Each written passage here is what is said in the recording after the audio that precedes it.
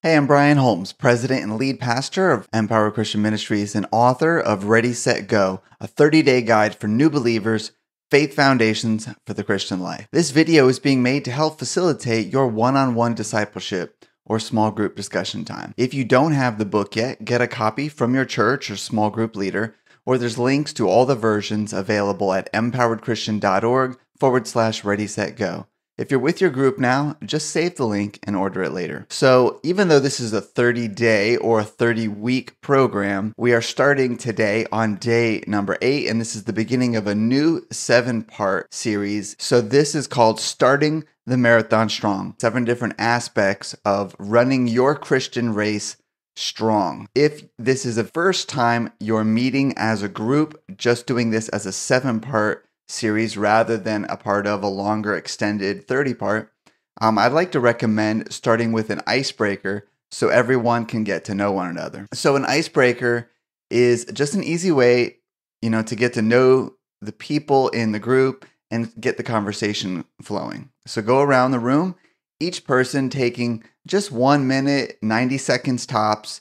If you're all a part of a church or gathered as some kind of ministry or small group, start by letting everyone know just how long you've been a part of that. If you've been a part of the church, but this is your first time in the ministry or small group or something like that, just to show kind of how long people have been, find out who's new, who's been around for a while, but this is new to them, and so forth. What made you decide to join this group or this group study, and what do you hope to get out of it? That's something to share within your 60 to 90 seconds. And if there's any time left over, you can share a fun fact about yourself. Could be something unique, an experience you've had, a favorite hobby, or anything else that helps everyone just get to know you a little bit. Let the host begin and then just work your way around the room. Just a reminder, this is not your opportunity to say everything that is going on in your life. This is just our icebreaker exercise. We want to keep this entire activity to 10 minutes total. So if you have 10 people, try to keep it to just 1 minute each. You will have more opportunity to share later. So don't feel the need to say it all right now. All right, so just please be respectful of everyone's time. And let's go ahead and pause the video and do that now. All right, great. So I hope you guys feel like you get to know each other a little bit and you're ready to jump into the lesson. So this week, you should have already read day 8, titled Remove Unequal Yokes and Slaughter the Oxen. So hopefully everyone has already read that and is able to just come and have a refresher and to share their thoughts and unpack it and apply it to their life. So the main thing with this lesson is that in order to have a resilient journey with the Lord, in order to be able to face the challenges, the tribulations, and all of the other things that are obstacles in the Christian life, we need to kind of start from the right place. We need to have this right mindset, this right emotional resolve. And I've summarized this into 3 pieces. The first is count the cost. Second, remove unequal yokes. And third, slaughter the oxen. So with counting the cost, this comes from something Jesus said in one of his lessons that we need to count the cost. He said in Luke 14, verses 28 to 30, suppose one of you wants to build a tower. Won't you first sit down and estimate the cost to see if you have enough money to complete it? For if you lay the foundation and are not able to finish it, everyone who sees it will ridicule you and say, this person began to build and wasn't able to finish. Now we want to begin the Christian life knowing that we're going to finish, this race strong, that we're going to enter into the Lord's presence and not be stumbling and struggling the whole time on the journey as well. And so it's important that we start this project counting the costs, getting the materials ready, if you will, in this metaphor, and kind of preparing ourselves to run a full marathon, right? It's not a sprint. The Christian life is a marathon. And so we need to prepare ourselves mentally, emotionally, and every other way, right? In Galatians 2, verse 20, Paul wrote, I have been crucified with Christ, and I no longer live, but Christ lives in me.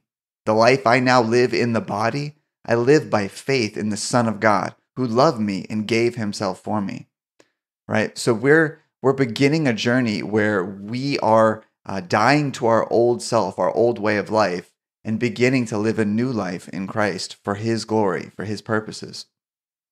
So in your journal this week, in number 1, I asked the question, count the cost of following Jesus. Write out what you have to give up right now.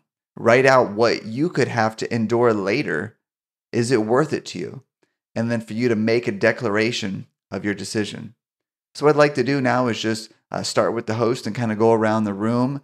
And let's just say, like, what did you have to write here? What did you have to give up in order to follow Jesus wholeheartedly, right? What did you have to really wrestle with as you thought, like, this thing could happen later? It could be tribulation, persecution, illness, loss of a loved one, right? The world, hating you because of this decision to follow Jesus. Whatever it is that you see yourself, I might have to lay this down right now, or this might be something that happens later, and I need to be mentally prepared for it now. And so let's just go around the room again, take, 60, 90 seconds or so, and just go around the room one at a time, sharing what those things were that you've noticed. All right, so pause the video and do that now. All right, great. So the next section that I talked about was removing unequal yokes. And a lot of times people, they hear this phrase all the time in Christian circles. Is what we do. We have our Christianese where we just say things, and new believers often don't even know what we mean. We say, got to remove unequal yokes. And people don't know what that means. I can't tell you how many people have come to me and they're picturing the word yoke, Y-O-L-K, in their mind, like an egg yolk. And they're like, I have to remove yolks. I don't even know what that means, but I hear it all the time. Yoke, Y-O-K-E-S, is a harness that you would connect two animals together in order to pull a plow, or similar to how like horses would be pulled. And so when we're saying remove unequal yokes, the instruction is to remove those things that connect you and tether you to, that pull you in another direction that's not the same direction Jesus is going in. And so I talked in the lesson about one of the first things we need to do is remove the yoke of our, that dependence on ourself, that legalism. And then there's also Jesus saying, to take my yoke upon you and learn from me. In Matthew 11, we looked at there on page 56. And so we are yoked to Jesus. And then we need to remove the yoke, unequally yoked romantic partners, business partnerships, worldly political partnerships, family connections, anything that is opposed to you following Jesus. Jesus said some statements like, if anyone comes to me and does not hate father and mother, wife and children, brothers and sisters, yes, even their own life, such a person cannot be my disciple, right? And he's not saying, I want you to hate your family. He's saying, I want you to be so devoted to me, it's like you hate your family, right? And so there's really not an option. Sometimes we struggle as Christians for so long because we're trying to keep these relationships. We're trying to keep these connections to our old life that are vehemently opposed to our decision to follow Jesus. And so we're going to struggle for years and years and years trying to have both, but we can't. And you can save yourself a lot of heartache, a lot of struggle, a lot of stress, a lot of arguments and fights and all the rest by just making the decision up front, counting the cost and saying, what do I need to just sever right now, right? Who do I need to distance myself from? Who do I need to completely cut myself off from? And how do I balance this? Making that decision right now. You'll save yourself a ton of headaches later. A lot of times I'm having to say this to people who are dating or in love with somebody that does not care about Jesus. And you need to begin to have that conversation to find out if they're going to follow Jesus with you and what that's going to look like. It's not to say they have to be 100% all in or nothing, right? Sometimes there's a conversation. It might take 6 months, a year, or whatever. Let the Lord lead you with how much time you use to make that permanent decision. But certain things, right? If you're living in sexual immorality, that needs to stop today, right? If you're doing certain sinful activities, you're with this person and you're getting drunk and going and doing drugs or whatever else that was a part of your old life, that has to be severed immediately. Now, and then you'll find out if they love you enough and if they're willing to consider following Jesus with you, and you find out if they're potentially going to go on the ride with you. And so, but you have to cut off the sinful stuff right away and see if they will stick with you. And then ultimately also make the decision to follow Jesus before you make this a permanent relationship for life. Okay. And so I asked the question in journal entry number 2, what are the unequal yokes in your life? Who is going in a direction away from Jesus, away from following him? And I said this boldly, right? Be honest with yourself. Honestly, are you able to fully follow Jesus while maintaining that relationship? Have a brutally honest conversation with the Holy Spirit about it. So let's go around the room now and just share, what are the unequal yokes in your life? What did you write down? Share these things. Again, we'll try to keep it to 60 to 90 seconds. But if some of you may go, no, I don't have any major ones, and so this isn't going to be a major issue. Some of you may really have to wrestle with a major serious relationship in your life right now. So, let's give those people a little bit more time to share to unburden and sort of share their thoughts and feelings about this, and just support on them, love them, and give them encouragement and wisdom, because it's a difficult thing. It's a difficult thing. Following Jesus requires sacrifice, and we want to be considerate of what others are being asked to lay down, okay, and help them through that. So let's pause the video and go ahead and do that now. Okay, great. So I hope that time was edifying for you and has helped bring clarity. If you can create healthy boundaries with people who maybe aren't opposed to Jesus violently, right? But they're not necessarily willing to follow him either. They're kind of somewhere in the middle. We can give just healthy boundaries and space to some of those people, and hope that we can win them over as he begins to transform our life and our heart. We hope to win them over. Hope to show them, look, Jesus is amazing and beautiful, and you need to trust him too. Like, I want you to come with me. I'm going to go even if you don't, but I want you to come with me. And we want to show people the beauty of the gospel and show them how God is amazing, and begin to bring them into that. So the final section was slaughter the oxen.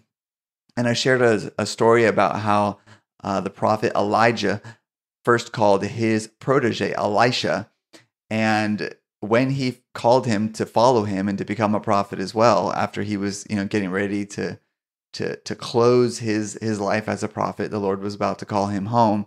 And Elisha's first step was, what he did is he went and he slaughtered his oxen, and he burned the farming equipment and everything else, and he made that permanent decision. He didn't leave like this backup plan. I'm going to go back to my farm and go back to my lifestyle as a farmer and, supporting my family and living with my parents and all that, if it doesn't work out with this following Elijah thing and this being a prophet thing, right? He went and made that decision a permanent decision, and he showed that with his actions.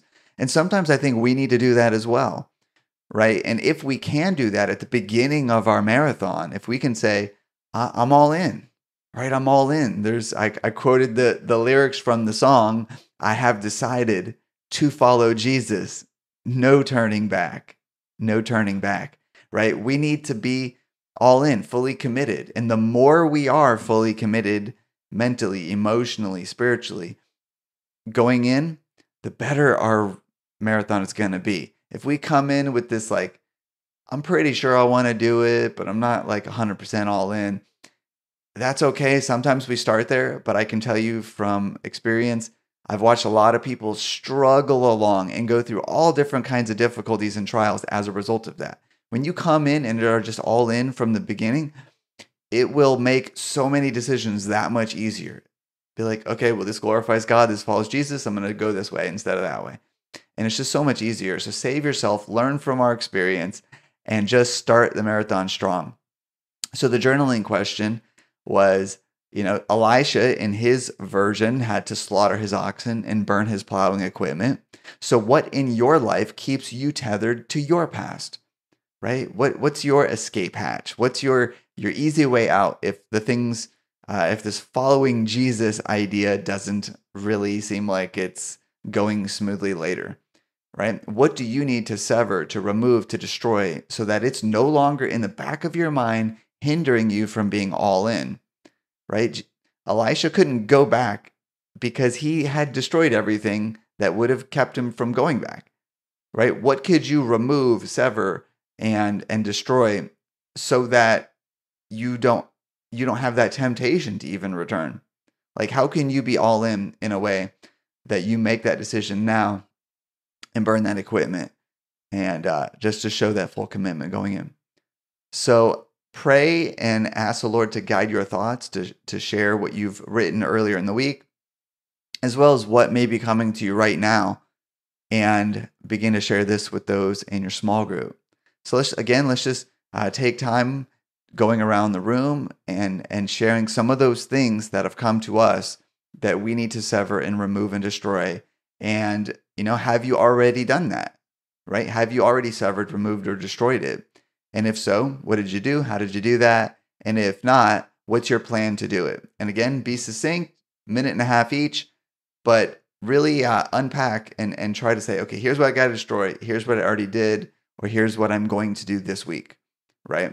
And then I want everyone to hold each other accountable and ask about these things next week and say, did you do it? Did you do the thing you said you were going to do? All right, so let's pause and go ahead and do that now. All right, great. So I hope this time together was a blessing for all of you going through this lesson, this activity during the week, and then even just sharing and ministering to one another tonight, just talking about it. And so if you don't already have the book, just a reminder, and also a way to get the e-course version and a link to the YouTube channel, just go to empoweredchristian.org/ready, set, go. And you can go to the e-course version where you can ask me questions and things like that along your journey. You can also, there's a discussion area as well in each lesson. So you can not only ask questions, but you can also share testimonies. Here's what amazing conversation happened. Here's how our lives were changed. Also, there's a link there on that same page to our YouTube playlist where all of these videos are as well, because I want you to be able to use them even if you don't have the course version. There's an ad-free version of all these videos in the course, but you can get it on YouTube as well. And go ahead and leave comments on our YouTube video. Let us know. I want to hear what's changing. How are people's lives being changed by this material? How is the group conversation going as a result of these videos? I just want to hear your testimonies and any questions you have and all of that.